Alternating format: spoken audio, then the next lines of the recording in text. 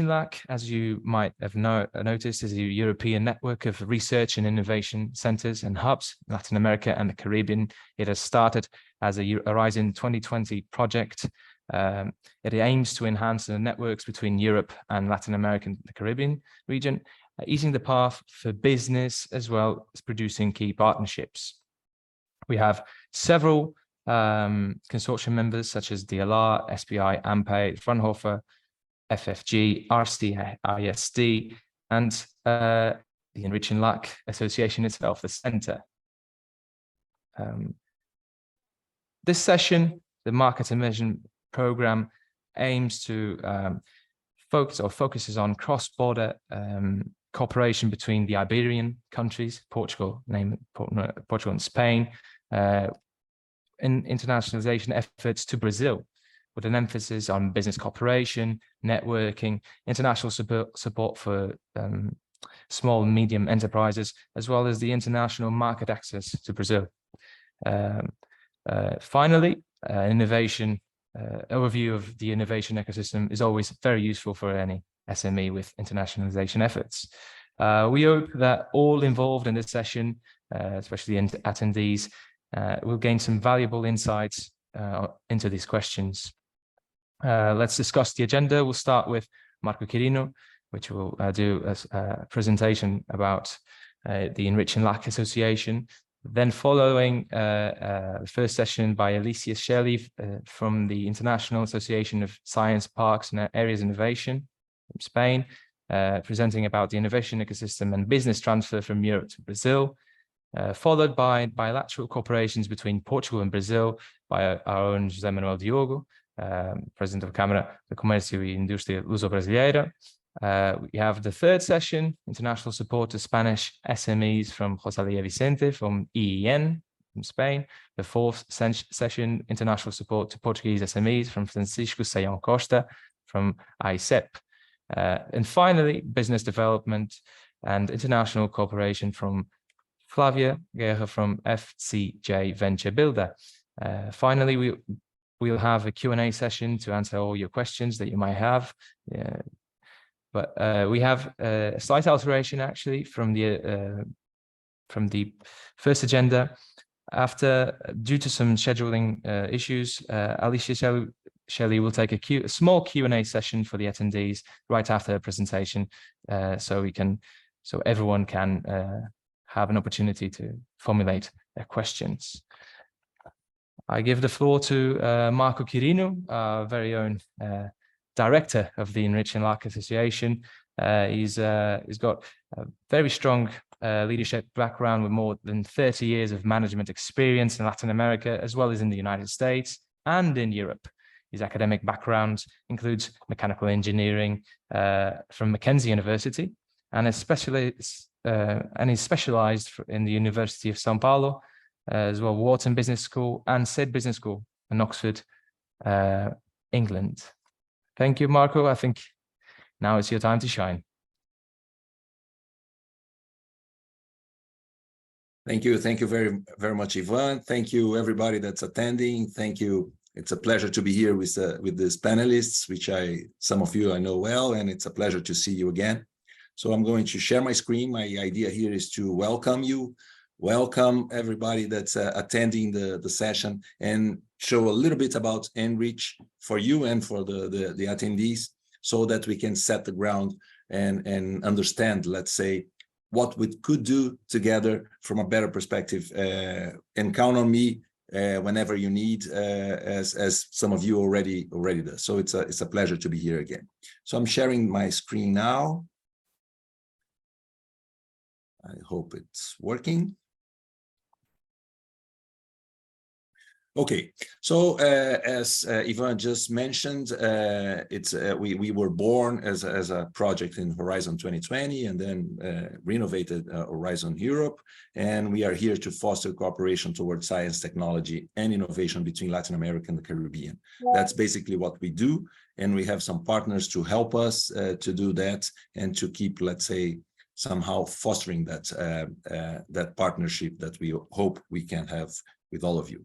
So as Ivan also mentioned, we started as project of European Union. We implemented our activities as an association in Latin America. We are located physically in Brazil, but we cover the whole region from Mexico to Chile and Argentina, and we are targeting some specific countries to enlarge our participation physically, but we do not have boundaries related to limitations, geographical limitations. Once we are, as we all know, we can do it virtually for basically all the countries. Our mission is to unlock new business opportunities, share knowledge, experience, and exchange innovative practices through an international network of key players in science, technology, and innovation. That's very important because that's what we are trying to do. We are not trying to invent, we are trying to innovate, creating value for all involved and for the humanity. We are obviously have some focus, and the thematic areas that we are more focused on are health, bioeconomy, renewable energy, and sustainable urbanization. Obviously, all of them are, let's say, have digital transformation in it. As Ivan already mentioned, this is our the consortium members. Let's say we have basically 5 of them in Europe and AMPEI in Brazil, and we work, let's say, coordinated by the consortium as an association that has very robust management and governance. We have our board of directors, that the president of the board is Felipe Cassapo, the vice president is Jan Eichbaum, and we also have Tadeu Junqueira and Adilson Filho as members of the board, let's say, making sure that we can do things correctly and with a good focus. We also have the advisory board, that we have some representatives here in pictures here, but we make sure that we have all the, let's say, the support from the experts on innovation and internationalization to make sure that as a center that I lead, we can deliver all our goals and all our value. We have many associates, we have many project members, we have partners, we have companies, we have accelerators, we have many companies and entities from government, from education side, universities that are part of our ecosystem, and we believe that by doing that and by having that, we are able to achieve what we are expecting to achieve. And this is basically putting together maybe one of the most important things that we do, besides of soft lending hubs and cooperation partners. One of the most important things that we do is matchmaking. So we also have some partnerships with EEN in Brazil. Actually, we coordinate EEN network in Brazil, and we are connected to ENRICH Global, so that we have an umbrella view of the world, not only Latin American and the Caribbean, but also the whole world. As I mentioned, we have some, as association, we are here to foster all that innovation opportunities and internationalization opportunities, maybe focusing on bringing together Europe and Latin America. And when we think about Europe and Latin America, obviously Spain and Portugal are much closer culturally to Latin America due to obvious reasons. And the kind of services that we offer is basically executive education and capacity building. When we focus on executive educations in workshops, webinars, and trainings, we are focusing more on innovation and internationalization. Is not a broad view of executive education, but executive education to foster and to develop basically innovation and internationalization to executives. We also provide access to funding information. We do not provide funding for the projects, for the innovation projects, or for the opportunities, but we access information and ways how to get funding in Europe, in Latin America. We also provide networking and matchmaking, let's say, opportunities, and that's probably the most important thing that we do, like we are doing today.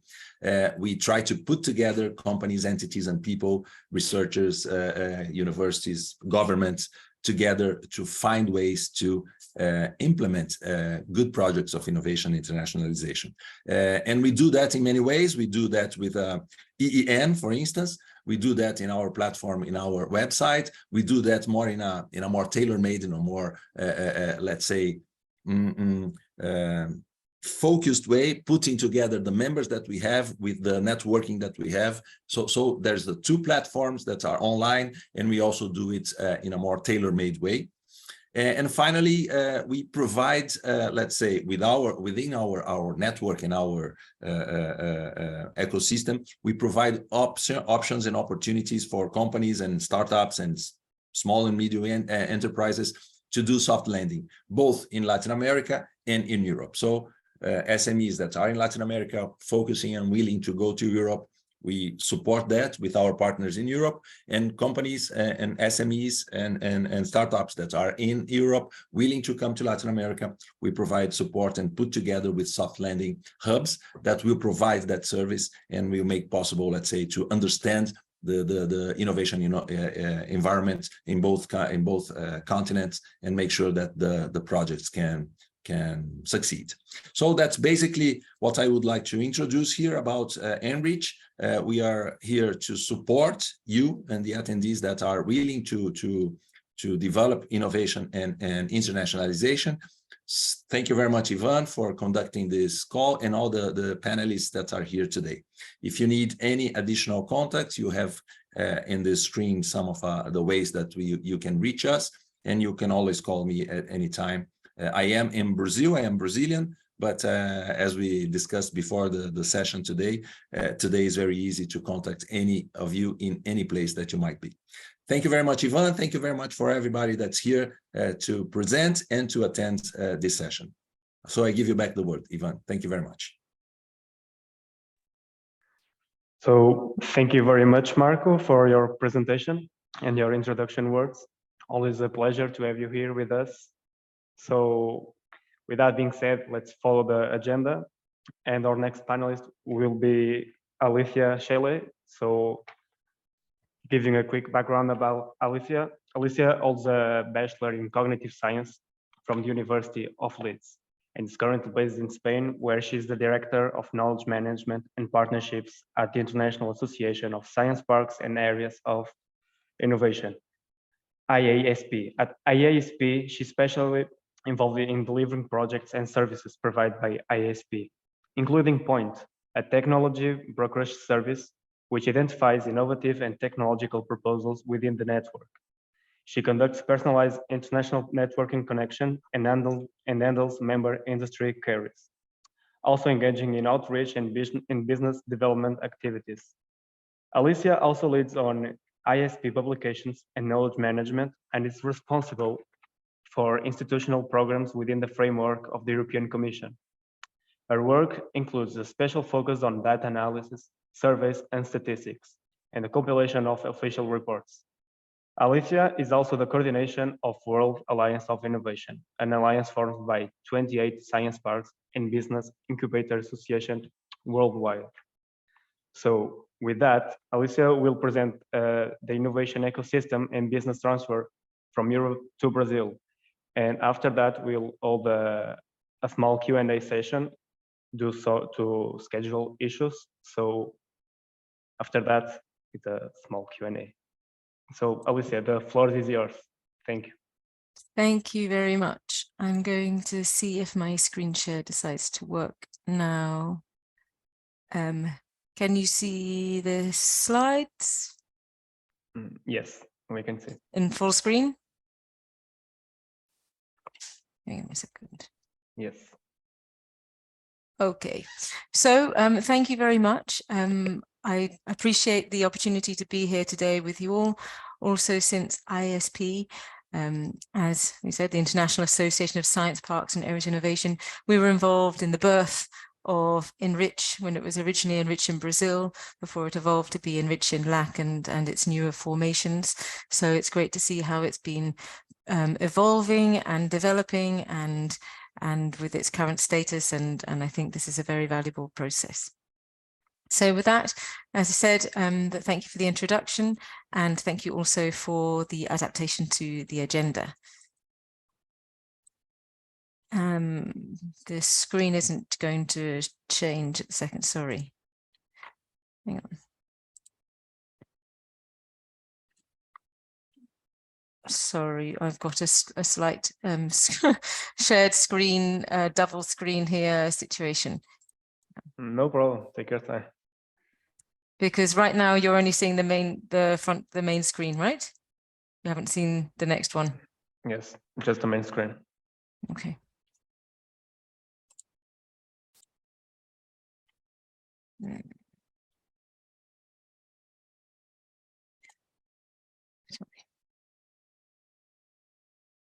As usual, try to turn it off and turn it on again.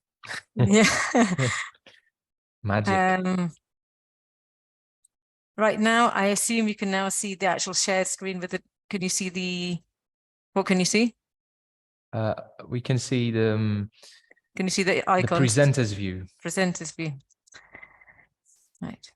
I apologize. No worries.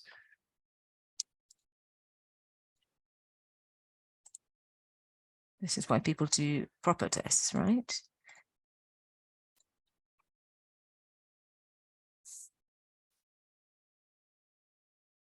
If somebody knows any songs or anything to fill in the gaps, then, you know.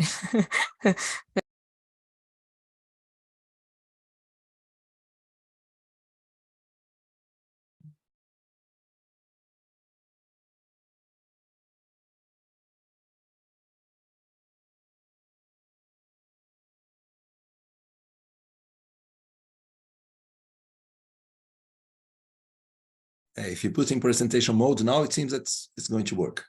Yeah. Yeah. Indeed. You can see the presenter mode again? No. Yeah, it's a presenter mode. Yeah. Okay, let's just forget about the presenter mode and I'll just put the screen on with the like the normal way. We can present it from our side if you wish as well. Ah, okay. Yes, that would look nicer if you don't mind. Nice. Sorry. Thank you. It's okay. We'll we have it ready.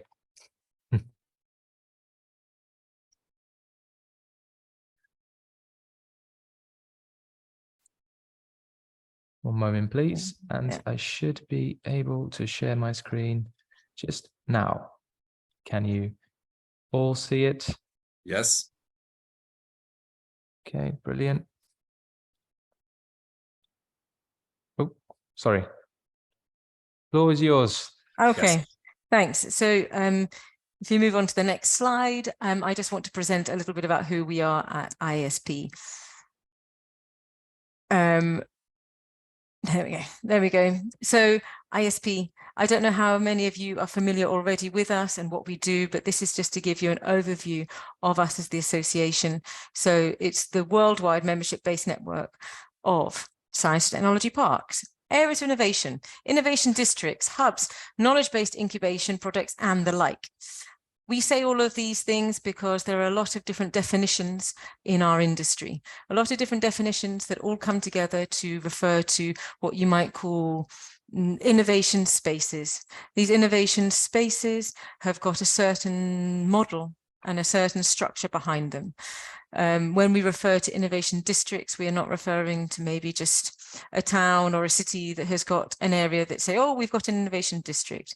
These are places designed and curated to attract entrepreneurial-minded people, the talent, knowledge-based businesses, and they are governed. They have a management team and a governing body behind them, which helps curate and direct the services and the talent that's held within these areas.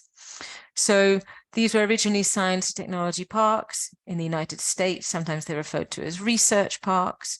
We have areas of innovation which talk about a broader regional, maybe without a geographical boundary. So they might cover, it might not just be in one geographical limitations. They might spread across not just a city, but a larger region, and thus impact the wider innovation ecosystem as well.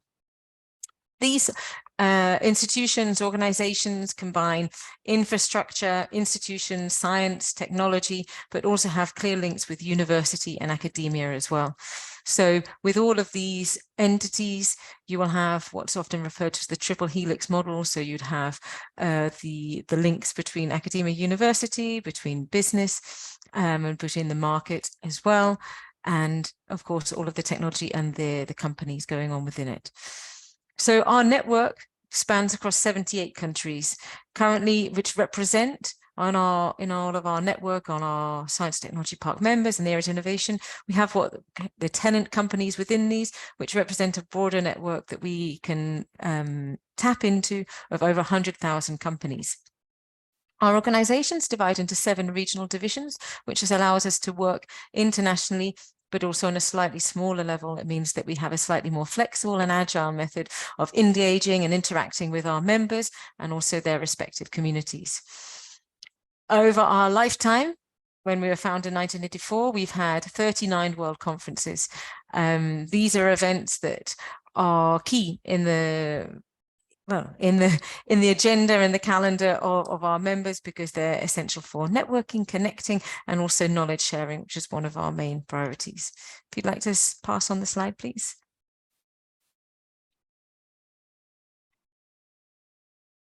So here is a bit of a one-slide show of who we are, what we do, and what we aim to do as well. So there are parallels, in fact, between what ENRICH in LAC does and what we do, in the sense that we want to support our communities, we want to support our membership, we want to bring them knowledge, we want to help them engage, we want to help them connect. So we pride ourselves on what we say here, smarter networking, knowledge sharing. We can do our personalized networking and putting people in contact with each other, as well as being able to provide individual studies and inquiries. We carry out large-scale surveys and statistics amongst our 300+ members, which means that we're then able to feed back that knowledge back to our network to be able to provide information not just about our industry, but the broader science and technology innovation capacities in the regions. And so it's useful for policy, as well as for users, as well as for the companies located within these science and technology parks. We can connect the companies within our parks, as well as connecting the parks themselves and any other contacts around the world. We in our events, there's a small square here about our megatrends in innovation ecosystems. That is our upcoming conference in Luxembourg, where if anyone wants to join, you're perfectly welcome to join us there, the 12th to the 15th of September. And this is a theme for this year, which I think is very relevant and interesting, because it helps us to establish looking forward ahead into what's happening. We're not just talking about trends, these are the mega trends for the future. So that's something of interest. We'd like to pass on to the next slide, please. Here we have exactly some of the events. And so, as well as the Luxembourg event, just because of those of you who might be perhaps in Europe or Brazil, we have some other events as well. So as well as the Luxembourg event in September, anyone who might be in Porto Alegre in 2024, that will be in April, and in March, sorry, and in Glasgow will be in April. So these are events where you can engage and connect with our network, and also we can also provide any insights and knowledge. For anyone looking to go further afield, we have Nairobi in September 2024. And the next, thank you very much. So this is, I know we're talking about doing business, but without having some background data and some information, then I think that it's, I think this provides a good context for doing business and what we've learned from our innovation communities across the globe. So when we see about the inner MOUs, we can see that 69% of our members have MOUs with innovation spaces in other countries. So this really highlights the importance of international collaboration. This is not a small number, and this shows the emphasis that our science and technology parks and other related areas of innovation have on developing these connections and collaborations and networking and building business. If one of our members has got a connection in one country and builds an MOU with another country, another equivalent science park in the other country, that therefore provides a doorway. It provides a connection, it provides a bridge for, like you have seen here, you have your soft landing services with ENRICH and LAC. Well, this can happen via these MOUs and collaboration agreements. The urban phenomenon that we're seeing right now of innovation spaces goes to show that you don't have to go far. You might be living in a city, you might be evolving, you might be developing your company or your ideas or your context around what already is an innovation space. So it's about reaching out and connecting to those, in fact, around you, bearing in mind that these of our members and similar organizations are now becoming more and more urban. We've seen that they're growing, and we've seen that they support non-resident companies. You don't necessarily have to be located in one of our parks to receive support and insights. So this is something worth bearing in mind. Just as an interesting fact to reflect below, we can see the technology sectors. These are the highlights of our technology sectors that we see in our industry. You might be working in other sectors. These are just simply the ones that we see most frequently within our membership: ICT, biotech, software, engineering, energy, and AI. All, of course, current trends and growing in general, both in general communities as well as ours. So the success factors here relate to the science and technology parks, but I think it's worth highlighting here that they're relevant for many companies as well, in the sense of the image and prestige helps you be able to build upon whatever you're doing, the talent within your company, the links that you might have with academia. You might not be a successful mature company, or you might be, but so the last two aren't so relevant, but in general, that's what they are. And it's worth knowing that these environments offer the highlights, offer the services that you can see in the middle there. If you could pass on to the next slide. Here you have our network that we currently have, our members in Spain, Portugal, and Brazil. So if you're looking for a specific contact in any of these particular regions, then we'd be happy to help you or to put you in contact with any of these science technology parks or ISP members in these regions. The ISP community, the ISP community goes beyond what's just here, but in the sense of direct contacts, then we can provide this. But of course, there are other science technology parks out there, and we're in contact via the association Winova, bringing together the association of associations. There's a much broader network of these innovation ecosystems out there. Now you can pass on to the next. So this is something that's not necessarily specific to Europe, Brazil, but it's worth taking into account. This is, I don't want to be stating the obvious or saying anything new that you might not have known, but I think it's worth underlining all of these key elements to be considering when you are doing business between Europe and Brazil, or in fact, between countries. I can say that, for example, the language skills. I am a native British speaker, so I speak English, and often business is conducted in English. However, I can also confirm that despite my level of English, doesn't mean to say that I'm always understood. You have to understand the cultural awareness, both in terms of the context that people are coming from, but also the language. There are variations in language, and this is something that when you're embarking on starting a new connection or reaching out to other countries, you need to be aware that perhaps you need to modify, adapt, be slightly more careful about how you express yourself, both in speaking and in writing. Key ways to engage and to begin. Well, local connections. Don't, it's a bit like I was mentioning before about the urban environment. Don't forget where you actually are currently. There are many companies or people or mentors that can be around you that can help connect you both locally and then take you internationally. There are events, participate in events, meet people, share, network, and then of course the online networking as well. You need knowledge of your market, of your product, but also knowledge of what you're looking to do. You can't embark on this without preparation, and so therefore you need to know you just need to do your research, and part of that is also being able to be adaptable. So you need to be flexible, you can't be too set in your ways. The trust, this comes both ways. You want to be trusting people, and this is why ENRICH in LAC is an ideal partner for this, because they can help provide valued partnerships, the same as ISP, the same as other networks like EEN as well, of being able to provide connections that are trustworthy. But you also need to be trustworthy and make sure that you're responsible in your actions as well. You can follow up on any of these connections, and that's related to the trust. And at the end of the day, the important thing is being patient. Nothing like this happens overnight. And with that, I think, I don't know how we're doing for time, but I think that concludes what I had to say. If you have any questions, then I'm also happy to take these later via email, but I'm happy to answer anything now that anyone might have. Thank you very much. Brilliant. Thank you, Alicia. We shall wait to see if anyone has any question for yourself. Everyone's open. You have access to the Q&A.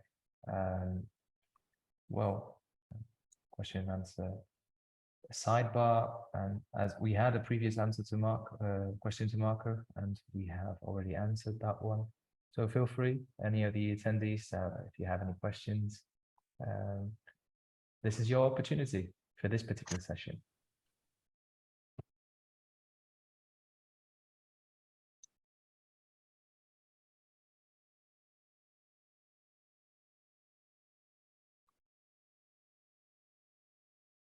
Nope, maybe not today. Maybe not today. Maybe someone is writing it still.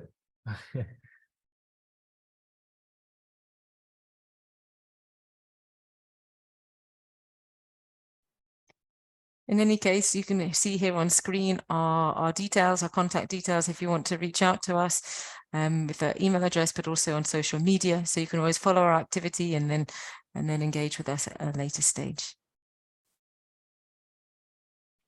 Thank you, Alicia.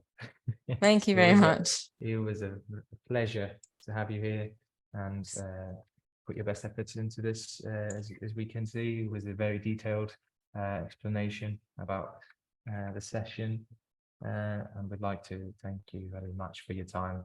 Really, it was. Oh, and Isabel says thank you. Thank you very much. My pleasure. Okay, I shall take off the stop sharing, and you can see me clearly. I believe. The next session, as we remarked previously, is bilateral cooperation between Portugal and Brazil, presented by José Manuel Diogo from Câmara de Comércio.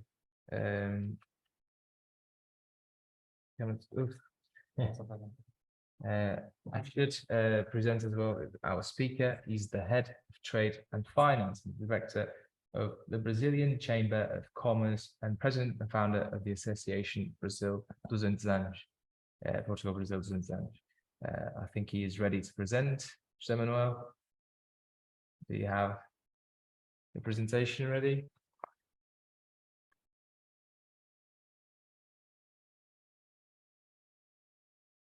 We'll give it a couple of seconds. Unmute. It is unmuted now. Hello. Hello. Good morning in Brazil. Good afternoon here in Europe. It's a pleasure to be here. I'm initially it was to be Otacílio, the actual president, but he's traveling, so he asked me to be here and talk a little to you about the right strategies to internationalize your business from Portugal and Spain to Brazil. That's the question I was addressed, and I intend just to go on a very brief overview to the many questions we have to that. Let me just put my presentation in and share my screen. Where is my sharing screen sync? Okay. There we go. And there we go. And let me see if I can put this in full screen mode.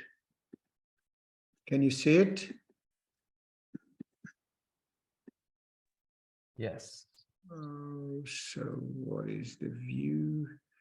View, Zoom, page display, enable. Right? It always works like this, isn't it? When we want to do it, when is the real thing, for some reason it doesn't work. Okay, there we go. Okay, well, let's. I'll be just very brief and do an overview about what is Brazil and this stupid question that does it exist, and we will address it a little bit later on that. Okay, so a little bit about me for those who don't know me, this which is the large majority of everyone. I have a bachelor degree in mechanical engineering. Then I graduated in journalism, and I've done most of my life in communication and networking. I've done later, when I was over 35, 2 postgraduates in business administration and in competitive intelligence. Then I'm also a columnist in newspapers about bilateral issues in Folha de São Paulo every Wednesday, at Jornal de Notícias in Portugal every Thursday, and at Angola at the newspaper called O País every Friday. So I think that pretty much makes me the only Portuguese spoken guy that is writing every week in 3 continents. I spend most of my time thinking and writing, and I work fundamentally on networking, matchmaking, investment, and in culture. That's the 2 hats I'm having now. So now this hat that brings me to your attention is we are just getting 75.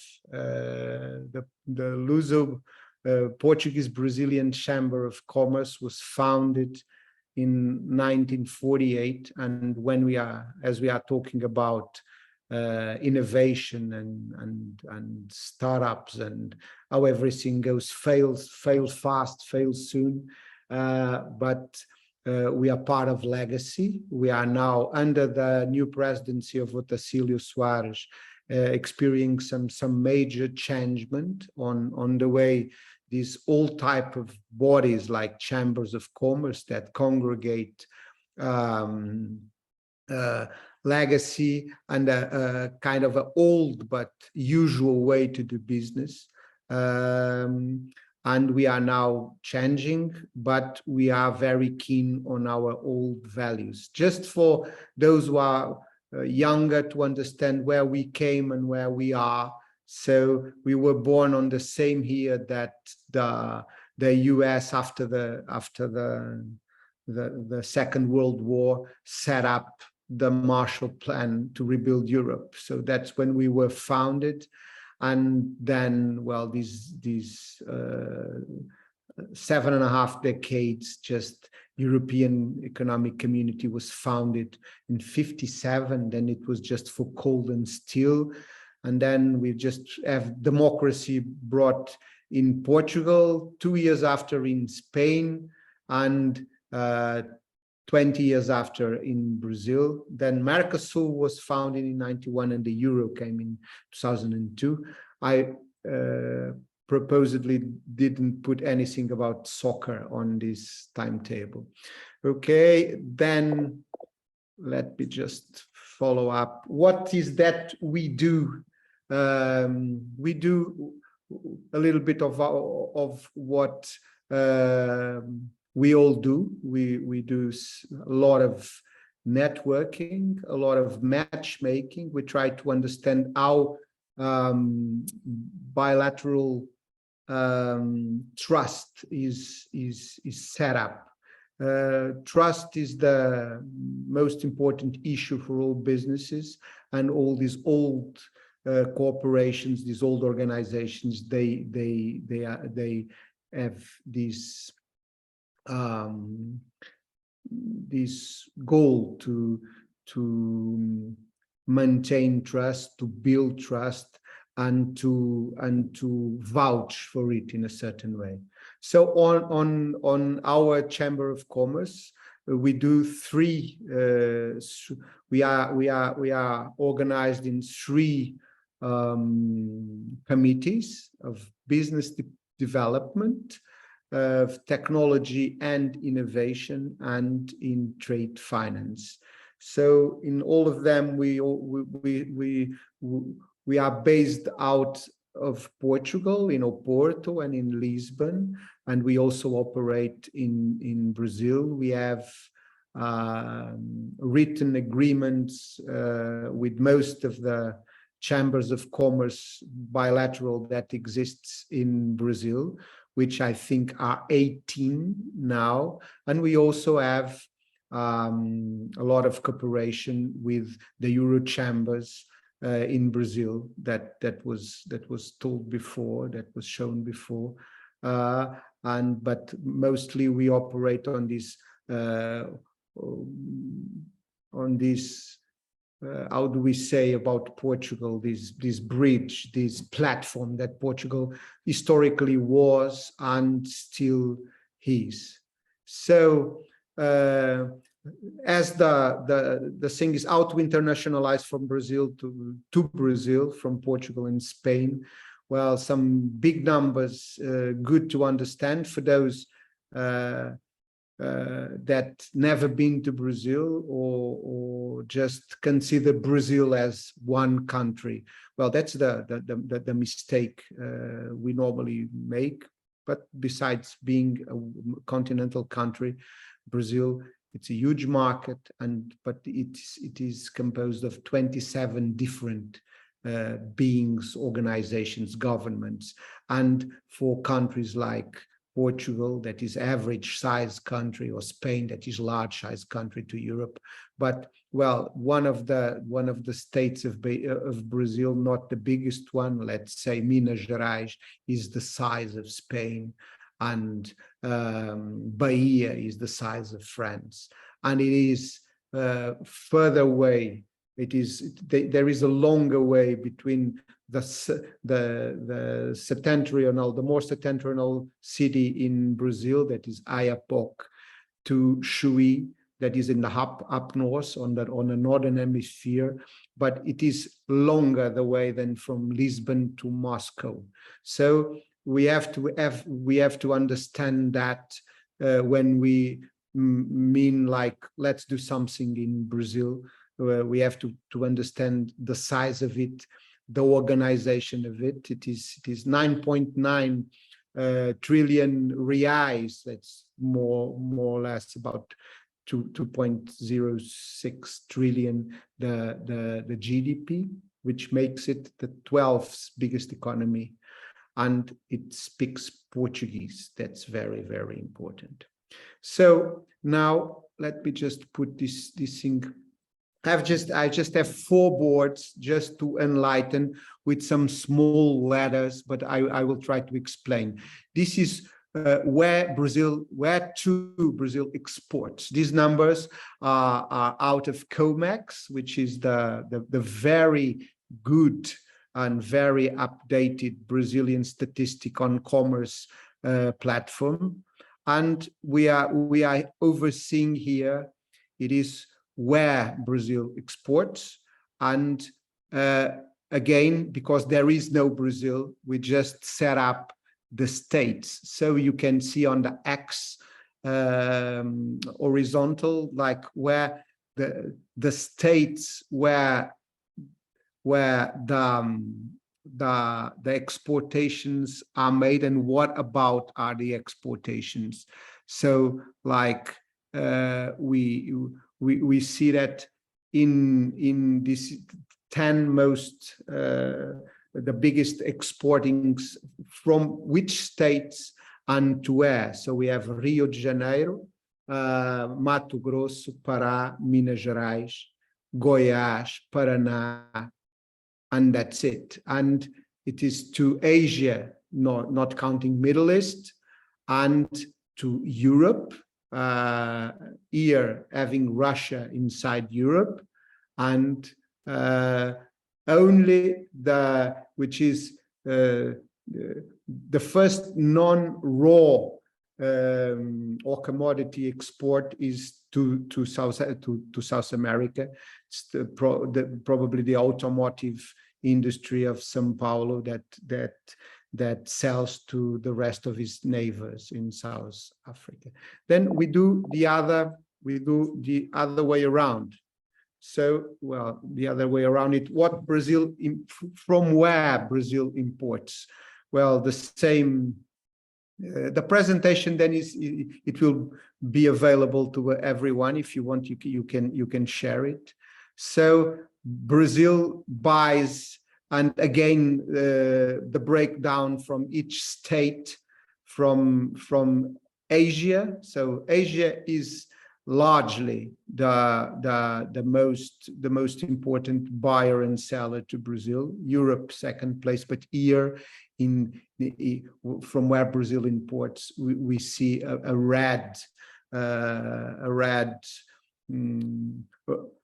part that is from North America, mainly the United States, and you will see chemicals on that, and machinery, and even mineral, like but all things that Brazil needs.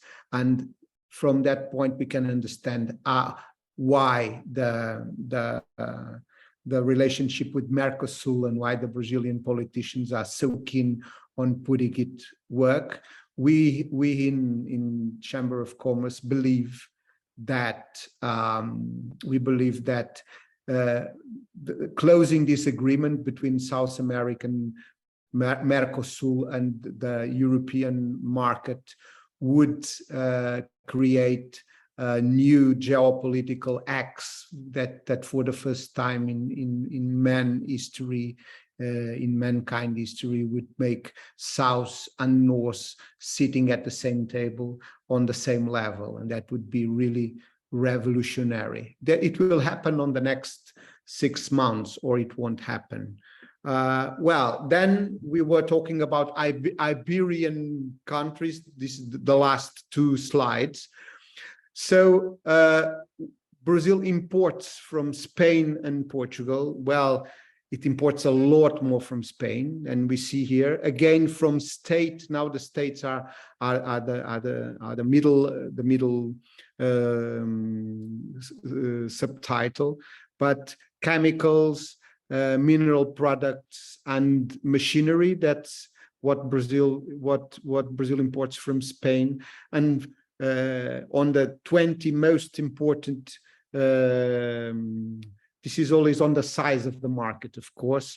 And we have, for the Portuguese market, fats and oils, which most of all olive oil, vehicles and aircraft. That includes the Embraer partnership that exists in Portugal, and aircraft parts. And then just on the latter part of the scale, we have animal, live and animal products, and mineral that Portugal also imports a little bit from, this case, from Paraná. But again, very important, we have it divided by states that they are not like from Brazil itself, which reveals that if you need to go international to Brazil, you have to sort out that you are talking to the states, not to the government. Well, last, I'll be brief about this one. It's what Brazil exports to Spain and Portugal. The 2 large columns on the left, they are of course oil. Singularity is here that Portugal doubled its imports from oil from Brazil, but mostly they are imported from a Portuguese shaped company, which is Galp, that has a large operation in Brazil. But again, Spain imports a lot more from Brazil than Portugal, and all the data is there. Well, all the data is at COMEX, and it is in English. Okay, that is very important as well. Well, just moving towards the end of my presentation, I think time is going to be okay, and what we will have more about is the Q&A part. I also done a little bit on the innovation. I worked in Amsterdam in the startup bootcamp, and I tried some innovation programs that really weren't that succeeded like before the pandemic. Well, being clear on this, like everybody likes lists and do's and don'ts. So 5 do's: understand the local culture, interact with local commercial chambers. They're very important. They're around. They know their ways. Visit, it's mandatory, but prepare your visit. Understand local taxation. Brazil is very, again, 27 countries that are not independent, but for a lot of what business means, they are independent. And again, there is a lot of laws and a lot of details. Don't even think on acting in Brazil without having law services around what you need. The don'ts, well, we've spoke about them, 5 of them. First, don't think Brazil as just one country, it's 27. Try to operate, you should not try to operate globally in Brazil for a start. Just move, choose your state, understand, make your studies, have your intelligence done before. Never mistake sympathy with commitment. That's I think very important in Brazil and very cultural. Don't make assumptions based on what you know about other markets. And again, this is for Portuguese most of all. Don't presume they understand your Portuguese when you speak to them. So for further reading, there is this study that we've made on 2021 for it's a statistic study on how to understand the potential on the growth of exports from Brazil to Portugal without changing any structural systems in Brazil. Well, we had elections meanwhile, so part of it changed, but the study nevertheless it's comprehensively one of the latest we have around. It's accessible by our website, and that's it. Thank you. I will stop sharing my screen and I will give the stage to the next one. Thank you very much. So thank you very much, José Manuel, for your interesting presentation with interesting facts, numbers, and also the last advices. So the next presentation will be the international support to Spanish SMEs from Rosalía Vicente. So just a quick presentation about Rosalía. She has a dual bachelor's and master's in law and business administration and a certified entrepreneurial mentor. Rosalía excels at providing advice on internationalization strategies, access to finance and European funds to SMEs and startups. Rosalía worked as an international trade advisor for the Spanish government in Morocco and for the UNCTAD and in the United States before joining the Spanish Innovation Agency in Tel Aviv, fostering cooperation among SMEs and R&D institutions for their participation in framework programs. Back in Spain, Rosalía worked as an innovation consultant for leading global R&D consultancies before joining Fundación por el Conocimiento Madrid +D as a member of the Enterprise Europe Network. Today, she advises her Spanish clients on their internationalization journey, both from a commercial and technological perspective. So, Rosalía, that being said, the floor is yours. Thank you, Diogo, for the presentation and good pronunciation of our institution in Spanish. I will try to share my screen now. And let me know if you can see it in presentation mode. Should be okay now. Yeah, Yes. it's okay. Okay, great. So I would also wanted to thank you for inviting the Enterprise Europe Network, not only in Spain, but we represent a global network. So thanks for inviting us to this webinar. And I really think that the activities and services we are providing in the EN can be really useful for not only for Spanish and Portuguese companies, but also for Brazilian companies that might be interested in approaching the single market in Europe. So as Diogo mentioned, I work at Fundación para el Conocimiento Madrid +D. We are a local foundation depending on the regional government, and we are the regional coordinators of the Enterprise Europe Network in Madrid, but we are also the national coordinators of the Enterprise Europe Network in Spain. And we have been working in this network ever since it started in 2008, so it's been 15 years now. And the goal of my presentation is to talk about the Enterprise Europe Network and what we can do, what services we have for every company that, not only companies, tech centers, universities that want to benefit from this support. So it is the largest network to support internationalization of SMEs mainly, but also of other institutions around the world. I will try to give some hints about the Brazilian markets, but everything I'm gonna tell is applied to any market in the world, actually. So just for you to get to know the network, the EEN was created in 2008 by the European Commission, and the main objective was supporting and advising SMEs, who account for the majority of businesses in the world, to improve their competitiveness. So this internationalization strategy would help the companies improve their competitiveness in the global market. Currently, as you can see, the network has grown a lot since 2008. Currently, we're more than 450 organizations. We are present not only in 27 countries in the EU, but we're in 55 countries.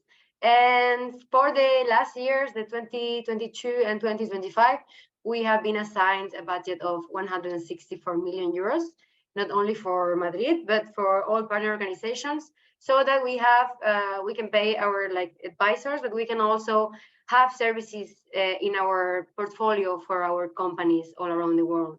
These figures actually mean that we are the biggest network that supports SMEs worldwide. Here I presented the list of the countries where we are present. You can see the single market is obviously covered, but we also work with international organizations that support their own companies to internationalize. As you can see, Brazil is in the list, and with the presentation of ENRICH in LAC, and this is known as business cooperation centers to the European Enterprise Europe Network. And thanks to this representation, Brazilian companies can also access all the services of the network, but I will highlight those services that are related to international partner search and the participation in company missions and matchmaking events. For you to understand how we work locally in every European country, in Spain we are 9 consortia alongside the Spanish geography and several partners per consortium. Only in Madrid we are 5 organizations, and we work with our clients only in Madrid daily. So the main added value that we have in the network is that we actually know our clients. We are able to offer direct and personalized services to them. And we work the same way as a consultancy firm works to provide services to their clients. In case you're interested in approaching one of the nodes of the Enterprise Europe Network, either in Spain, which you have the contacts here, but also in Portugal or Brazil, you can reach us and we will provide, we're all connected, all the advisors, so we will provide you with a name or an address of someone that can help you in your local node. So now, how the network works. As I mentioned, the EN works as a local consultancy firm for SMEs. So we meet with the companies or with you, we identify your needs, we assess what we can do with you, and we create an action plan to work together towards a common goal. Me personally, I work as an EN advisor in the field of internationalization of and EU funding programs. So if you would be interested in accessing EU funds or internationalizing to a foreign country, you should just contact me or any of my colleagues, and we will start working with you at any time. The difference from the consultancy firm is that all our services are for free. So anything you might need in the local market, in the international market, to take part in an event, anything you need, it's for free. It's covered by us. So this is a big difference from the workings of the consultancies. What services we offer for free?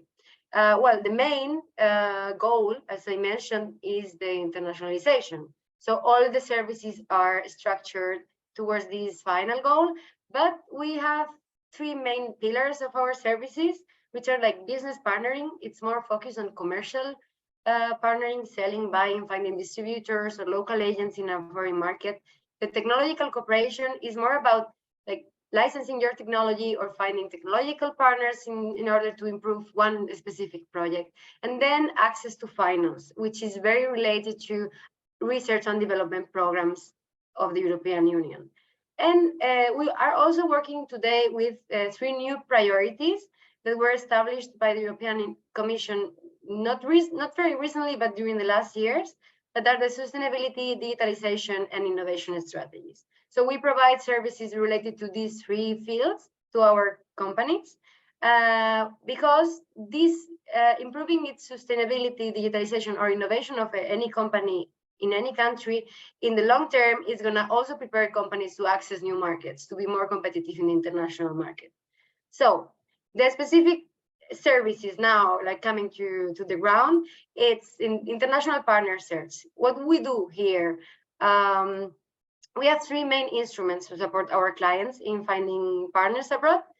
First of them is the brokerage events. We are organizing in or co-organizing in the framework of big international fairs. I included some of the ones we are organizing in the near future in Spain, like the Smart City World Congress in Barcelona, Madrid Tech Show Pharma Forum in Madrid. And these are international fairs focused on specific fields. And what we do from the EN is inviting our clients to participate for free in the fair, so they can actually visit the fair, like create their own agenda. But we also provide a platform for creating their own specific B2B agenda. So we provide the place for them to have bilateral meetings with potential clients, both on-site or online. And this actually, this in our experience is very useful for the long-term collaborations in terms of technology and R&D projects. The second instrument we have is the company and technology missions.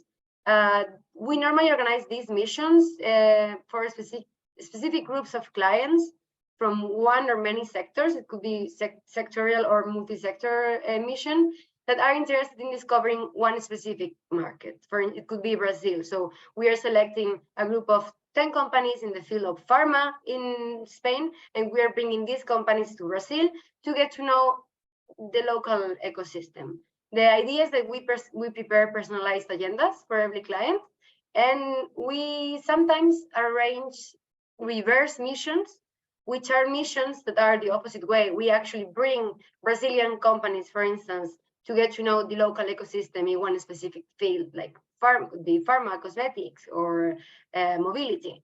So these missions are normally organized in cooperation with the international chambers of commerce or the local chambers of commerce, and are free of charge also, like most of the expenses are covered by the EN.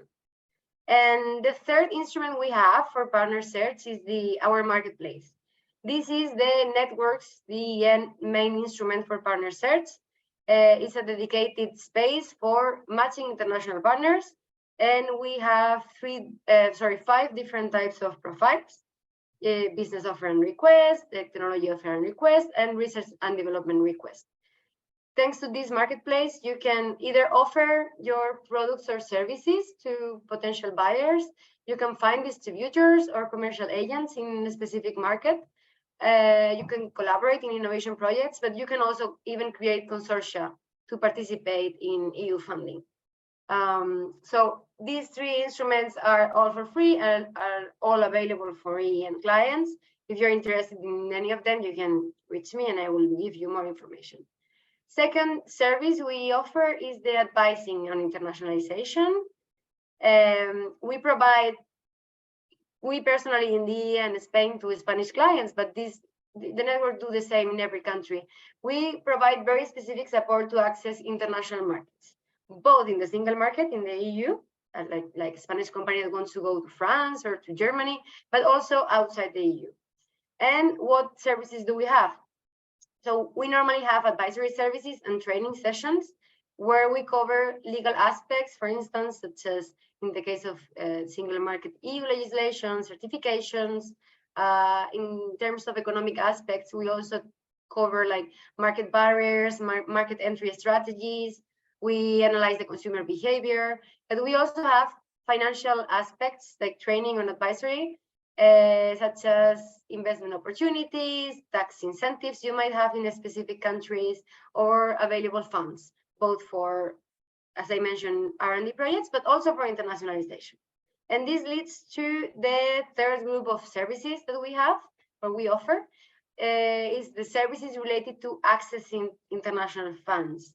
We mainly work with public funding from the EU, but we also assess the possibilities for our clients to enter private investments, such as we work with networks of business angels or VCs, and we also prepare our companies to actually face this kind of opportunities. What do we do? How we work? We do a mapping of all existing calls for proposals for any client that has a specific need, and we support this company or client in the entire process, from identifying the call, seeing if this company meets the criteria that's required in the call for proposals, evaluating the project idea, finding the right partners, creating the consortium, helping them sign the grant agreement, submitting the proposal, and even afterwards, financial and technical reporting, which is also complicated somehow in Europe. In the left section, you can see some of the programs we're currently working with, or we're experts with, but I wanted to highlight two of them that are available right now, one for only Spanish companies and the other one for EU companies that might be very interested to internationalize in the Brazilian market. The first of them is the IFEX Next call for proposals. This is the Spanish Foreign Trade Institute, known as IFEX, and it offers 24,000 euros and personalized advisory services to those Spanish SMEs with one product or service of their own that want to develop one international plan in a specific market. It could be a company that really wants to go to Brazil, but isn't unsure, doesn't know what requirements it has to meet in the country. So the IFEX would provide this grant and specific advisory support so that the company can prepare the international plan and start implementing it. This call has some deadlines over the year, but the next one is in September. So if you're interested in taking part and you're a Spanish company, just approach me and I will also guide you throughout the call for proposals. And the second one is Innowide. This is the European Partnership on Innovative SMEs. It's a European partnership, and it offers 60,000 euros to European SMEs. This is not only for Spanish, it's for any European company, to assess the viability of one project or solution in specific markets outside of the European Union. So this is specifically for not the single market. The idea is that the company that's taking part in the proposal is, for instance, stating their interest in the Brazilian market, and they need to find a local partner in Brazil that will help the company conduct these market study activities. So the idea in this case would be that the Spanish company or the Portuguese or any other company finds a local partner in Brazil, and together they go to the call for proposals and they receive the money to conduct the study. So these are just a couple of examples more focused on internationalization. Some success stories these are the most recent from the Enterprise Job Network in Spain and from Fundación. We took part last March in the South Summit Brazil in Porto Alegre. And after our participation, we got to meet many Brazilian companies that wanted to approach the Spanish market. We also brought some of our companies, Spanish companies, to the fair. And what we achieved afterwards, it was the signature of some NDAs between some of our clients with Brazilian companies. We are supporting or trying to support one Brazilian company in implementing open innovation strategies in Spain. So finding startups or technologies that might be interested for it. It's actually a big beauty group in Brazil. And we also brought one Brazilian company to one of the acceleration programs we have in the community of Madrid. And it already moved to Spain, and they're already implementing their project in Spain. So this is some examples we have achieved, but our network is like anything you can imagine, you can just come ask us and we will try to help you. If you're established in a EU country or a country with a business cooperation center, such as Brazil, then you are eligible for the services of the EN, and you just need to contact us and we will start working with you. How can you follow our activities or our success stories, the best practices? We have the whole network in social media that you can follow, or you can directly contact me as a project manager in Madrid, and I will redirect you to any of our advisors we have across the world. And this is from my side. Thank you, Rosalía. It was wonderful. Your presentation. I hope it was not too long, but. Oh, no. Okay. It's right as it should be. You explained every bit of detail that is very useful for our attendees of this webinar. If you feel free to provide any information about contact in the chat, if anyone wants to get it, obviously. We'll move on for the next session. That is Business Development and International Cooperation by Flavia Guerra from FCJ Venture Builder.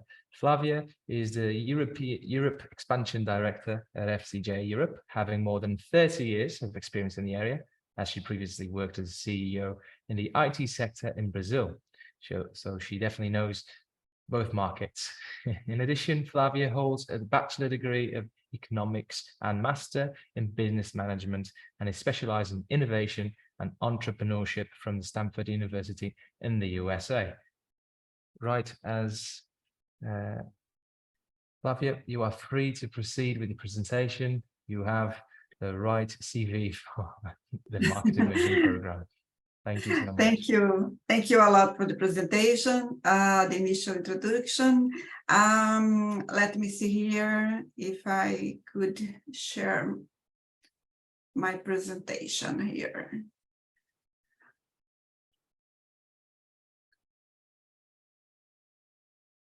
Is it okay? Yeah? Perfect. Okay. Good morning and good afternoon to the organizer of the webinar and to those who attend us. And I would like to thank SPI and ENRICH LAC for the opportunity to be here and to share some ideas and some experiences.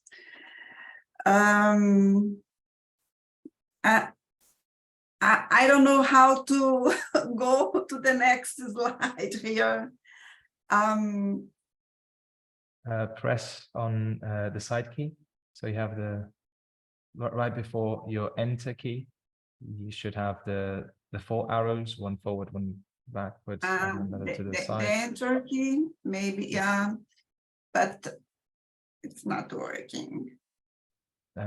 Space bar. Try the space bar. Not at all. The right arrow. Does it not work? I'm trying all the arrows. Okay. Maybe you can help me as with. Do you wish me to present to? Sorry for that. I can share the screen. Worry not. This will be solved.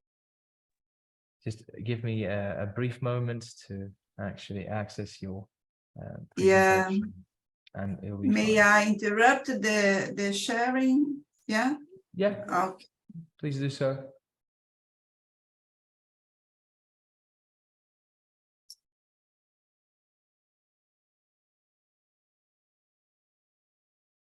Right, can you see it?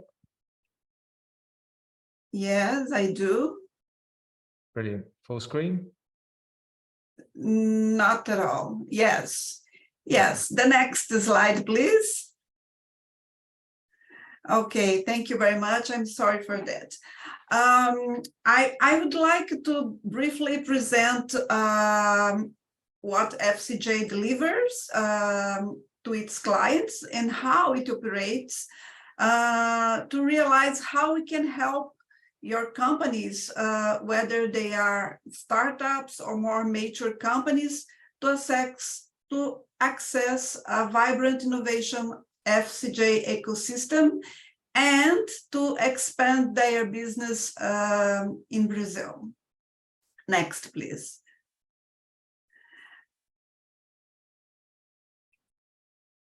Yes, and a little bit who we are. We are venture builders, and so we have helped companies accelerate their innovation processes with our open innovation methodology that allows them to do this journey more economically, faster, and with less risk. In these 10 last years of operation, we are building an innovation ecosystem, and that brings together startups, investors, companies, and universities together. And it is the strength of these stakeholders that together bring innovation to the companies with whom we build an innovation journey. It's a long-term commitment with our customers. We currently have 48, here.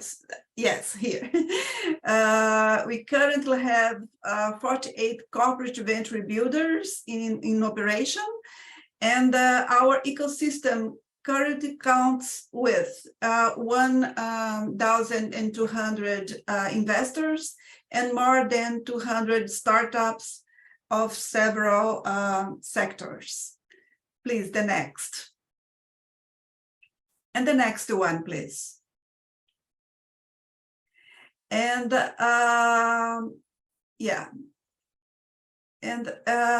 and as I told you before about the startups, they are distributed, our portfolio are distributed in several sectors, but retail is very important for us, health, energy, agribusiness, and other sectors as well. Please, the next.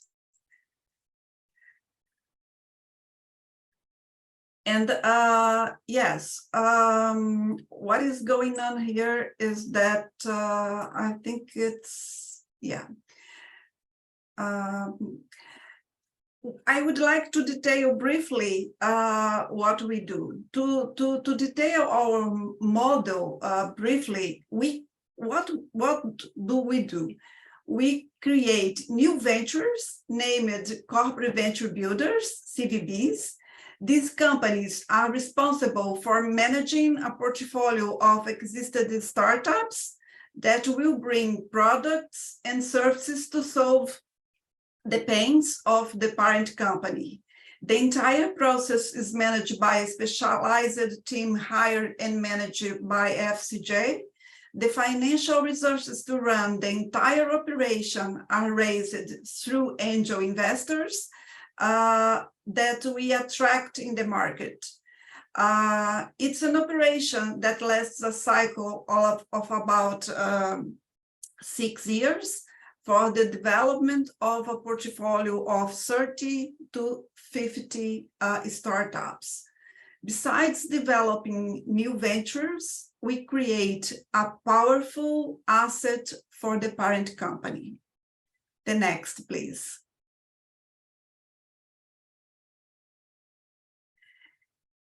And as I told you before, some important stakeholders participate of a corporate venture builder model and have each one their own main role.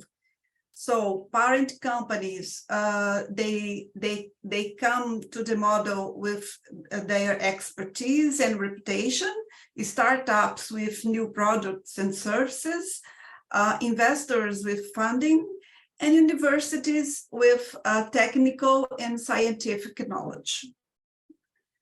Next, please. Well, and so how can we help your company access this innovation ecosystem and expand within Brazilian market? Next, please.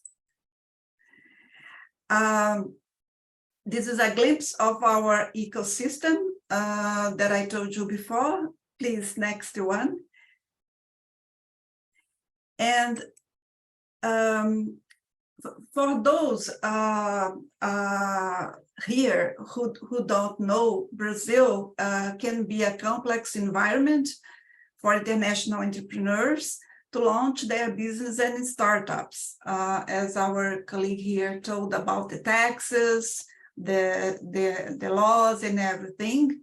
So that's why we believe we can help, and all of here helps a lot to do this complex journey of expansion. In our holding, we have a specific company named Bridge Brazil that selects, develop, connect, and monitor companies and startups that decide to expand their operations within Brazil market.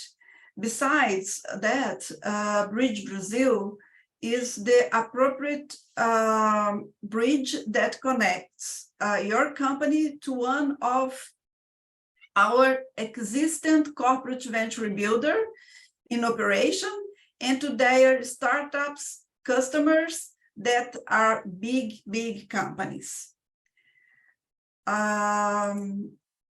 Next, please.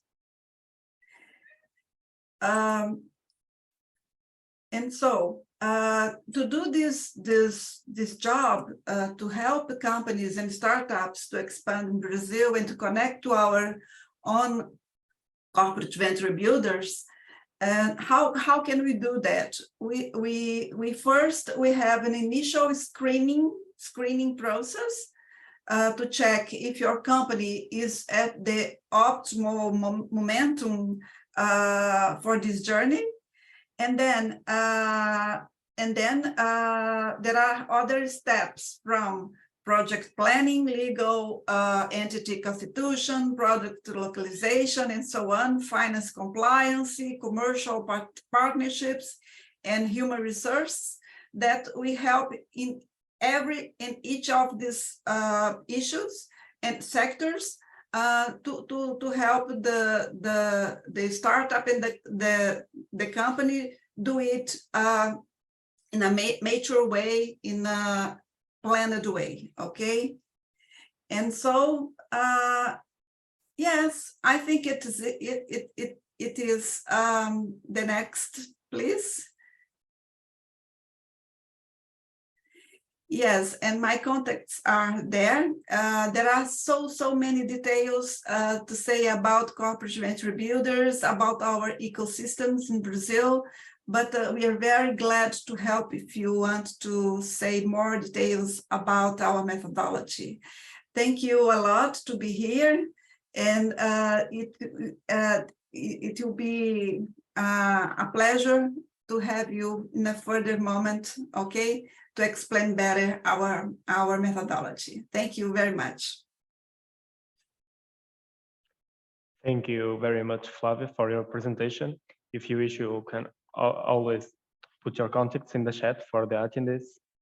So following with this presentation, we have Francisco Saião Costa, the director of the Portuguese Trade and Investment Agency in Brazil, which is a government body focused on the development of competitive business environment that contributes to the globalization of the Portuguese economy. Francisco will present international support to the Portuguese SMEs. So, Francisco, with this, I give the presentation to you.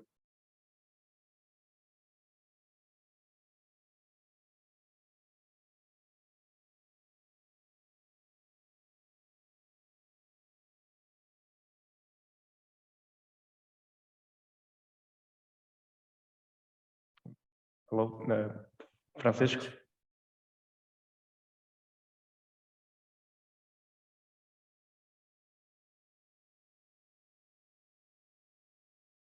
Moving on, I believe while we wait for Francisco, we can do a small Q&A session for the participants. If they have any questions for any of the current panelists that are here, or even to SBI, you are free to do so whilst we wait, obviously.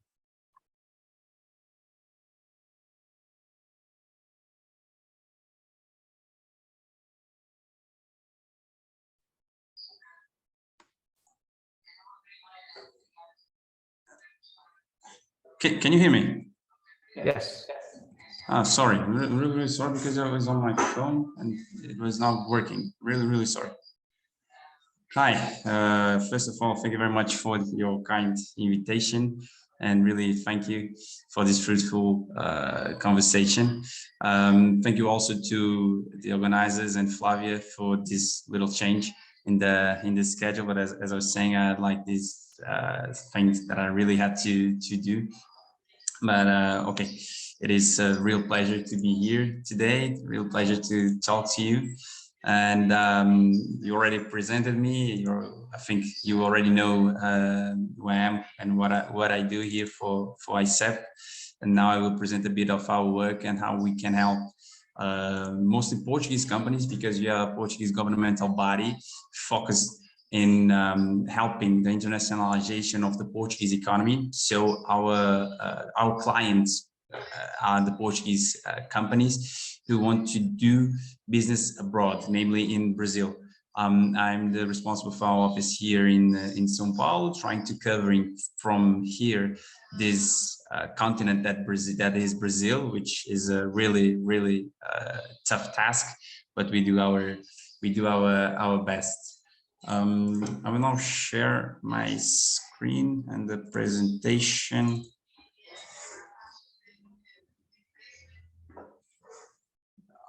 Are you seeing the presentation? Yes, we can see it clearly. Okay, good. Full screen now. Okay, good. I'll try to be short and concise, because I know I'm the last one speaking, and at least here in Brazil, I'm the last one before lunch, and in Portugal probably the last one before the weekend. So I will try to just give a few hints about our work and how we can help Portuguese companies. As I was saying, we are the Portuguese Trade and Investment Agency, and our job, I would divide it in three big pillars. Being the first one, the support of the internationalization of the Portuguese economies and its exporting activities. And it's pretty our main goal by the next 7 years to have our GDP composed more or less for more than 50% of it for exports. And it's actually quite interesting that we are already almost achieved that last year, as 48% of our GDP was exports, and that's really nice. We promote the image of Portugal around the world through some activities in the markets, of course, conferences, workshops, some promotion in what regards tourism and other areas. And we are also the ones responsible for the facilitation of foreign direct investment in Portugal. Our mission is, of course, create this platform to support the Portuguese companies in several countries. I'm here in Brazil, but I have our headquarters are in Portugal, obviously in Lisbon and in Porto. We also have what we call lojas de exportação, export stores in other 7 cities in Portugal.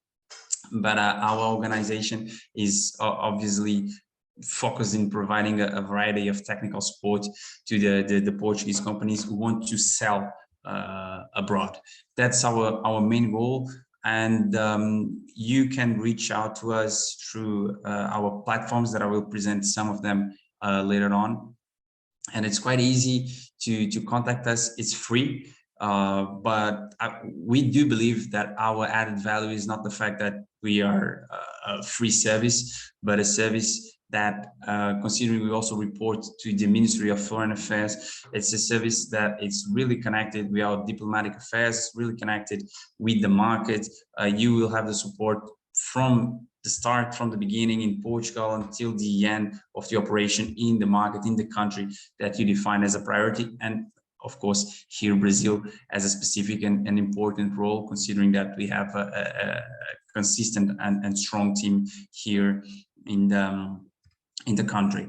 As I was saying, our main I would say our main drive is the internationalization of the Portuguese economy, helping our companies sell abroad, to find new markets, to find new ways to do business in other countries, because we are all aware of the limitations of Portugal, geographically speaking, of course, but also regarding in what comes to the financial situation and whatsoever.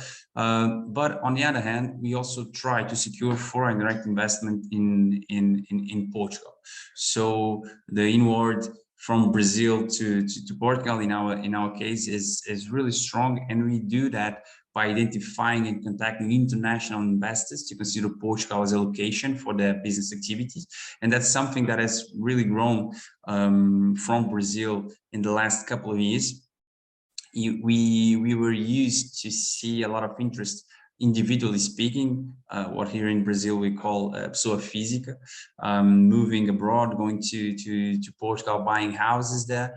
But now we are seeing a really strong and consistent movement of companies, pessoa jurídica, opening their offices in Portugal, shared service centers also, being technology probably the most vibrant sector in this new dynamism of Brazilian investment in Portugal. Our business areas, of course, cover a really wide range of areas, and we do believe we cover all the spectrum of the work that companies face on a daily basis, supporting their exporting companies, of course, promoting the image through seminars, trade missions, but also we are the agency in Portugal responsible for the administration, for managing financial incentives for the internationalization of the Portuguese companies. This means that the incentives that exist for you to invest or to internationalize to other countries, most of them in the end managed by us. And that's quite important, because as most of you know, most of the attendees know, these days you do have a lot of opportunities, you do have a lot of credit lines by the European community, but not only, sorry. And that's our role is to supervise, to manage the application and the operationalization of some of those lines. As I was saying, we have a network of offices around the world. I'm here in Brazil. Our biggest presence is in Europe, and I think that's quite understandable, because if we take a look, and José Manuel already presented a few numbers, if we take a look about our trade and commerce balance, we will realize that, for instance, Brazil is out of our top 10 clients or our top 10 main partners, because in those top 10, you will find 8 from the European community, because it's actually quite usual for Portuguese companies to sell and do business in Spain, France, Italy, Germany, and whatsoever. But nonetheless, we do have a really strong world designated presence to support international activities of the Portuguese companies in countries where we already have a substantial presence of Portuguese companies. Giving you an overview of our activities and how we can help the Portuguese companies doing business abroad, namely in Brazil. We have a commercial department in Portugal with account managers and regional export offices that will be your main point of contact once you decided to use our tools to improve and internationalize your business. You will have a key account manager dedicated to your company, sharing information with you about opportunities of business abroad, and regional export offices, namely here in Brazil, that will give you an overview of the economic outlook, but also the regulatory one, which happens to be really important here in Brazil, in some areas, in some sectors, namely agriculture, food and beverages, that are quite different from the one the Portuguese companies are used to face in Europe. And we are able to give you data intel about the market, the regulatory system, what you should be aware before starting doing business with Brazil. And it's as I was saying before, this is a really important and a really important activity in our daily. It's a really important daily activity of our office here in Brazil. Namely, we also try to, and this is actually something that we have been done deeply in the last couple of years. The pandemic, actually the pandemic period was quite good in that sense, that gave us the time to rethink our strategy regarding information and training of the Portuguese companies. So we started and I will show you here, we started and created new platforms to help the Portuguese companies that want to increase its international presence. Here you have one example, portugalsport.com, but also we kept developing other ones, namely go-to-market, ABC de Mercado, Focus, how to sell on, which basically are personalized consultancy services to the companies before they start their activities in the market.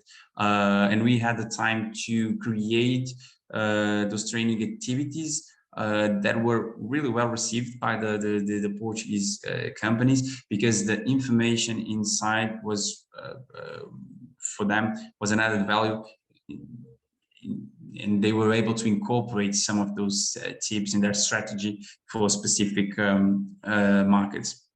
We have, of course, all these online platforms. We are now focusing a lot on international e-commerce, especially here in Brazil, because we do believe this is a field in which the opportunities are growing here in this country. And the Portuguese presence is still not as strong as we would like to. Exportar Online as well, it's a program that we created to promote online sales and to contribute to the global digital footprint of the Portuguese companies, because we also identify that here in Brazil, most of the Portuguese companies are not easily identified in digitally. Most of them you will be familiar with if you visit a store, if you visit Portugal, but if you want to find them online, some of them are not yet prepared for this internationalization through digital channels. To conclude this overview of our activities, of course, we also have some old-fashioned ways to promote our work, namely through this magazine that is a monthly digital magazine. Here I have the link, and I will share this presentation with the organizers, and you'll be able for you to consult it as well. And we also have a daily newsletter which includes news about AICEP, about Portugal, Portuguese companies, Portuguese economy, specialized articles. I mean, a wrap up of all the matters of the Portuguese exports and investments.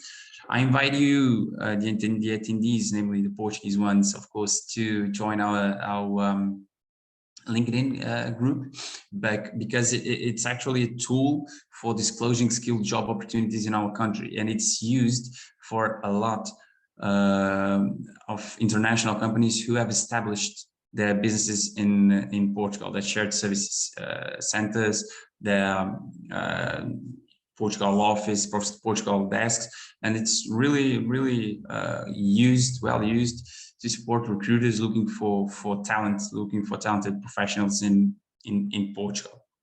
Last but not least, I would like to mention our Young Talent Internationalization Training Program, Inovo Contacto.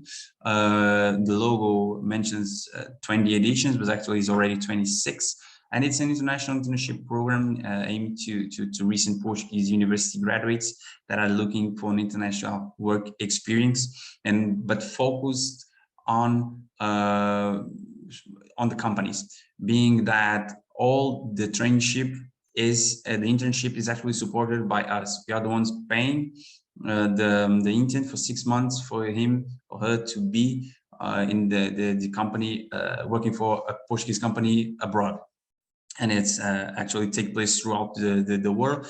And this year we have 26 interns here in Brazil in 6 different cities, all of them in different companies. For most of them is their first work experience, and of course first work experience abroad, but it's a tool that we have at the company's disposal that they value, that they appreciate it a lot, because of course it's a program that allows the establishment of an informal network and contributes to the enrichment of the Portuguese labor force with no costs for the companies, and that's really an interesting point for them. I'd like to finish once again apologizing for the change in the program and the delay. But mentioning that, of course, here in Brazil or in Portugal, we are at your disposal. We work with our main focus are the companies, helping the Portuguese economy, the growth of the Portuguese economy, doing business abroad. And for the ones who want to know more about our work, I will share our LinkedIn page here in the chat later after my presentation. And of course, I'm here to at your disposal, and please be my guest if you have any questions. And once again, thank you for your kind invitation. Thank you, Francisco. It was a wonderful presentation. Thank you for your time, and thank you for the insightfulness of your own presentation. That is. Thank you all for, after all these incredibly insightful 5 sessions, we should now start with a Q&A session open for everyone, attendees, even us. I mean, we had some notes and we'd like to ask as well some questions as we have the opportunity to do so. Now, please raise your hand in the chat if you want to do so, or write your answers, your questions, and we shall address them accordingly. Please direct them as well to your speakers of choice. And thank you, Michelle. I shall share my screen just to.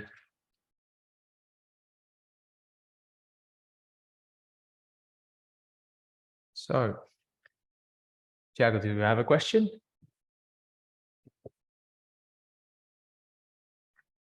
All right. So I have a question. I mean, it can be for all of the speakers, but especially José Manuel, because he mentioned the Mercosul. So I want to know that.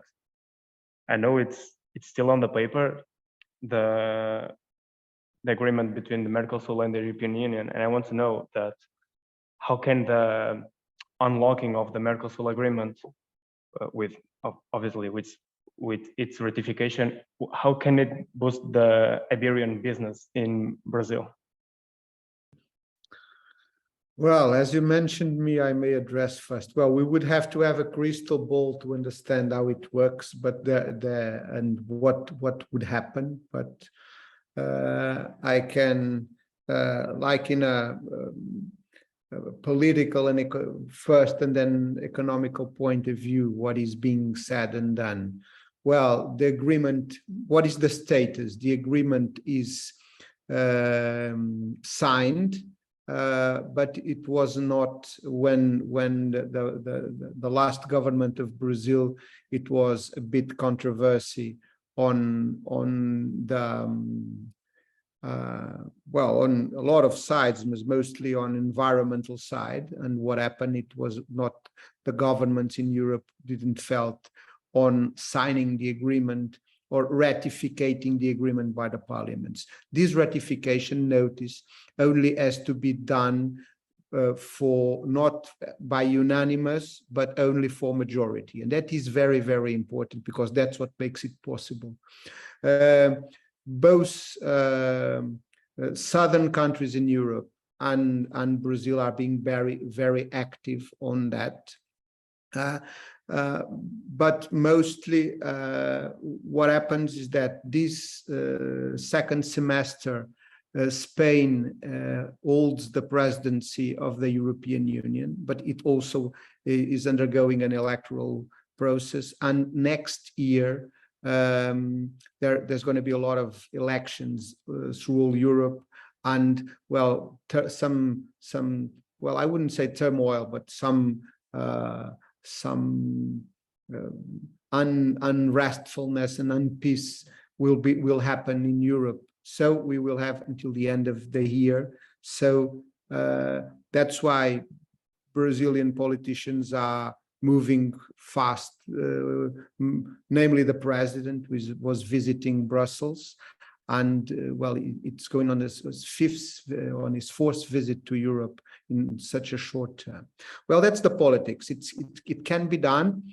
Europe is being very annoying, like wants to rewrite what was written, namely on some issues like food production, on importing food from Brazil, and on the environment policies in Brazil. But that's workable. That's what I feel that.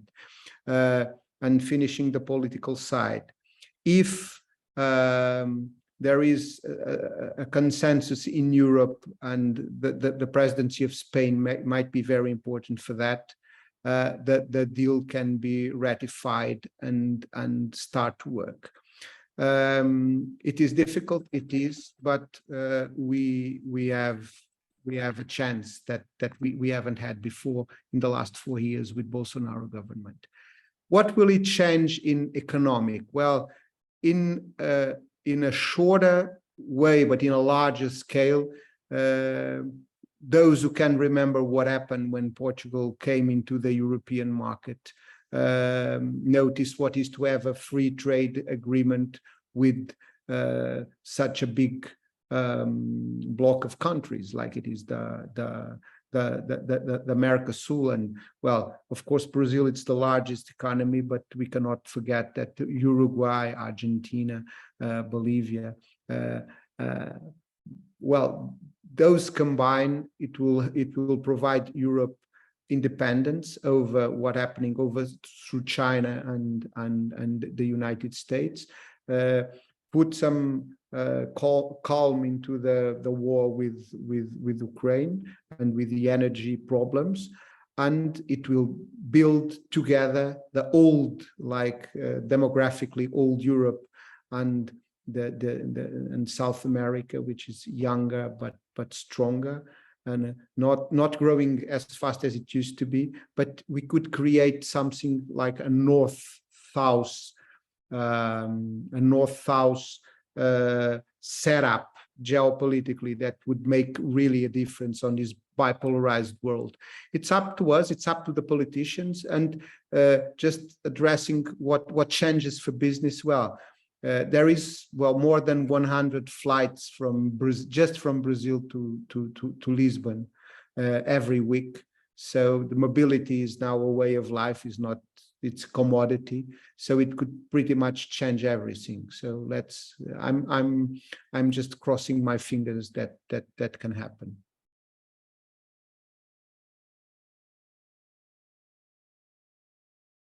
Thank you, José. Very insightful as well. as per usual, we do have a question for Rosalía as well from the EEN about the services that they offer on sustainability. We're very much interested, and it correlates with the issues on the Mercosur agreement. Well, they had disputes over sustainability and environmental legal action. I mean, yeah, thank you for the questions.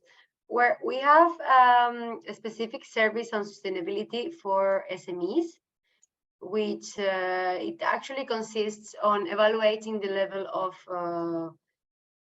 sustainability of every specific company that is interested in the service. So what we do is to implement a first questionnaire with the company to see if they have any knowledge about what sustainability, if they are familiar with the SDGs, if they have implemented any kind of strategy towards being a more sustainable company, if they have someone in the company that's dedicated to this, if they have specific certifications on sustainability in the framework of the European Union. And then depending on their state, we have 3 levels of a service. The basic one would be that they access a course to learn what sustainability. It's a very basic one that I personally think it would be useful for anyone to learn the basic concepts. The second one is actually starting to work with a sustainability advisor, and they are going to guide the company in their field. For instance, we have working with companies in the field of mining or in the field of even like carbon capture. These are, or even ITC, like many companies, IT companies, they consider themselves as they are digital, they think they're already sustainable and they are not polluting. But there are so many initiatives that the company can actually implement to become more sustainable. So we assign a personal advisor for the company to guide them in this process. And the last level is when a company is already, they have a corporate responsibility, social responsibility plan, and they are familiar with the sustainability concepts. So it's an advanced consultancy service with one of our partners that's a consultancy firm specialized in sustainability. And they are like reaching the last stage, like achieving the certifications they are missing to become an incredibly sustainable company, or just implementing their own initiatives in this line. The idea is that the companies that go through this service, they are also prepared to take part in EU funds that they normally assess the environmental impact that the company is having on the both on social environment, but also like the environment itself.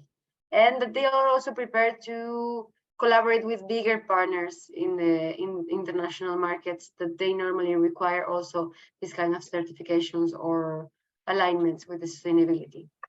So this is the service we have. Thank you.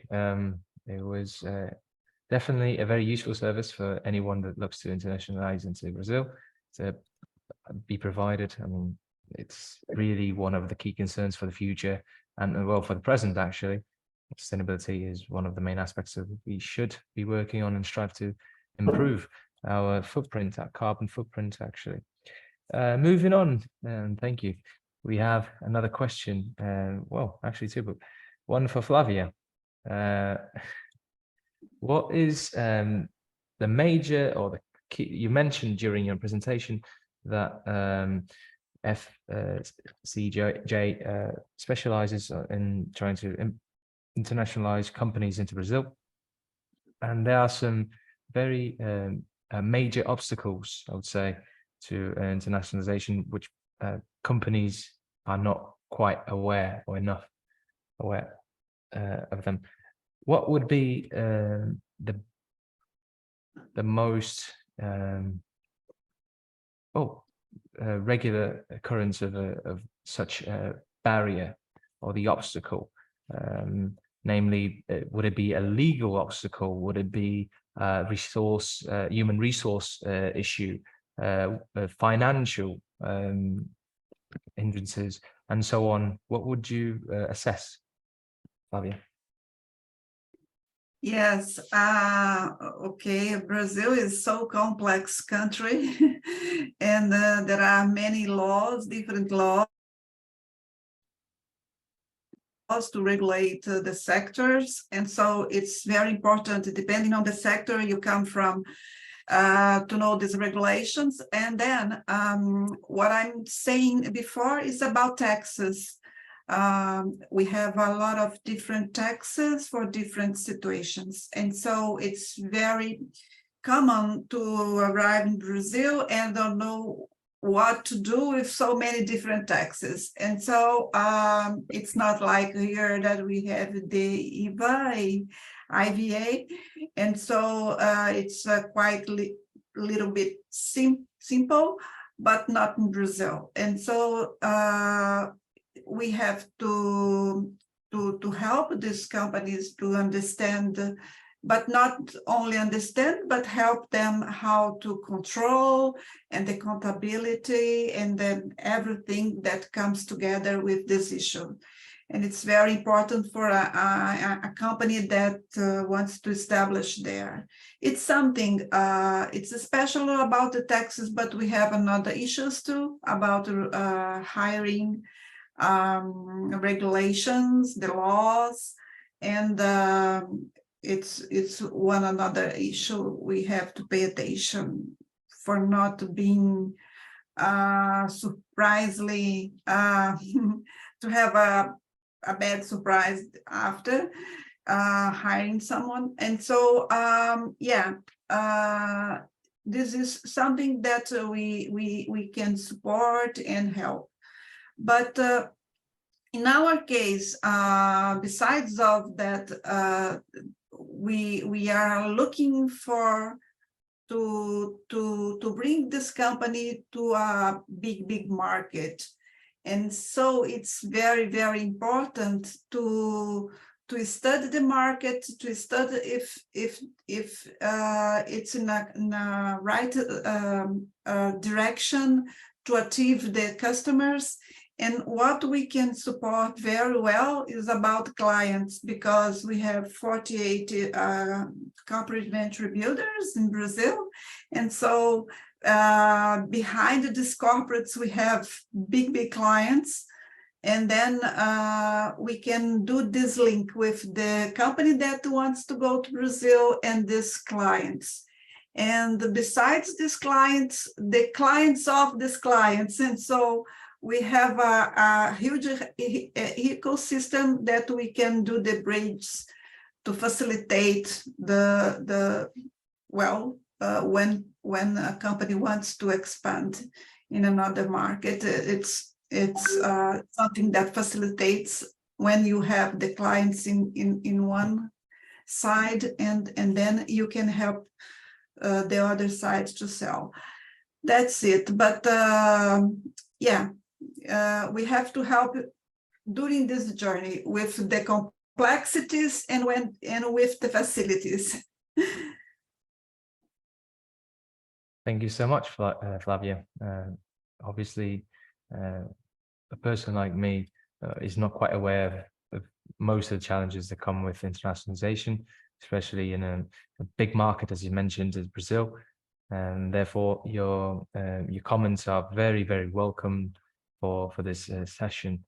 And indeed, you do provide the expertise necessary, and your company does provide the support for anyone that wants to make that big step into a new market such as Brazil.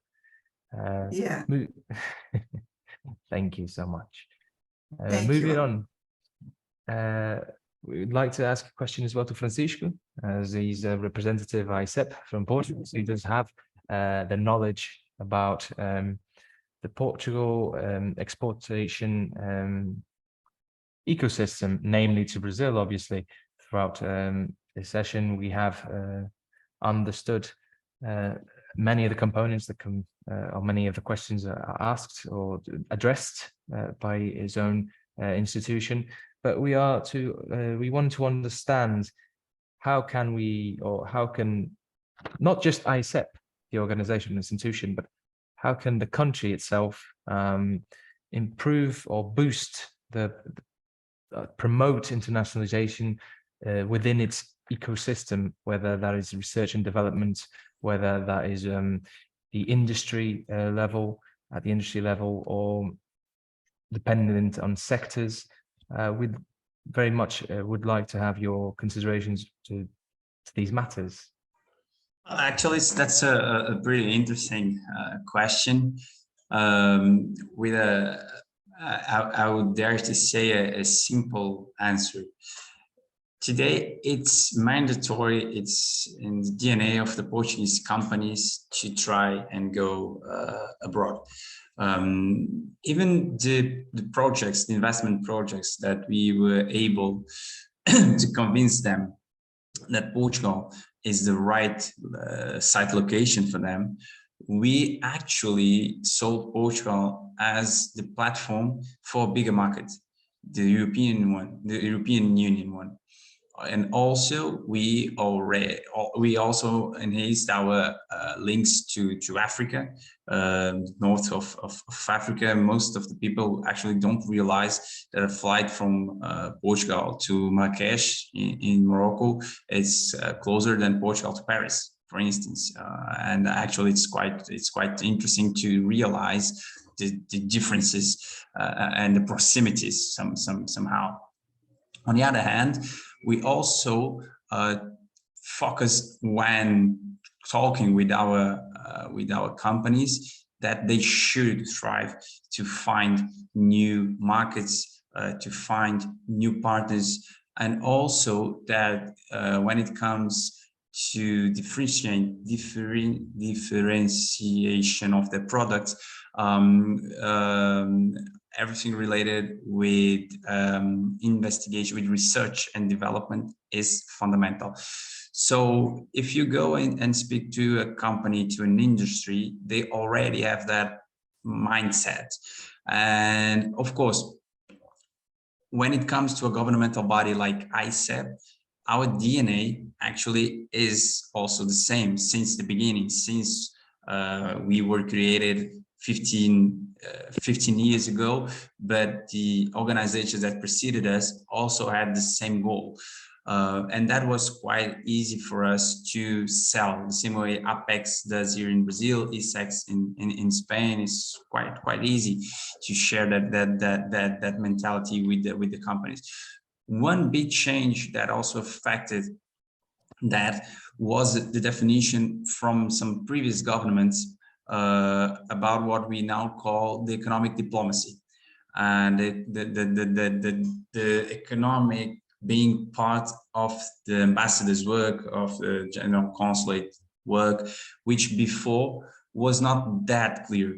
Before there was some kind of segregation between what we as an agency used to do and what the embassy is still, of course, a big player when it comes to politics, when it comes to intermediate the liaison between both countries, but the countries' governments.